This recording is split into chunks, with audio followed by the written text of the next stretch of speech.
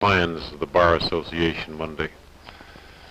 The Muncie Bar Association hopes to begin in Muncie a tradition which has been carried on through the ages in all common law countries.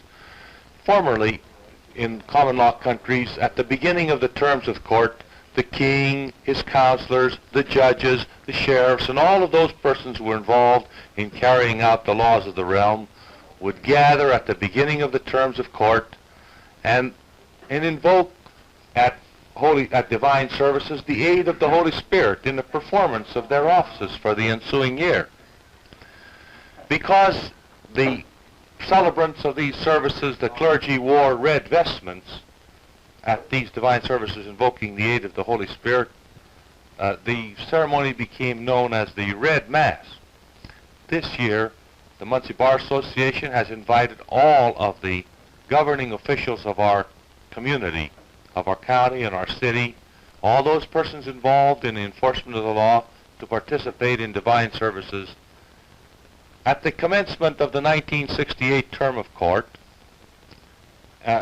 and for the purpose of invoking the aid of the Holy Spirit in inspiring and guiding the officers and the courts, so that to the end that they will carry out His will in the performance of their duties for this year.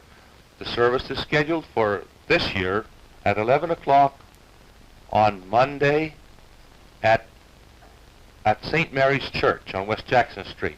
The celebrant will be the Right Reverend Raymond Gallagher, Bishop of the Diocese of Lafayette in Indiana. Co-celebrating with him will be Monsignor Edgar Sear of St. Mary's Parish and Monsignor Emil Squire of St. Lawrence Parish.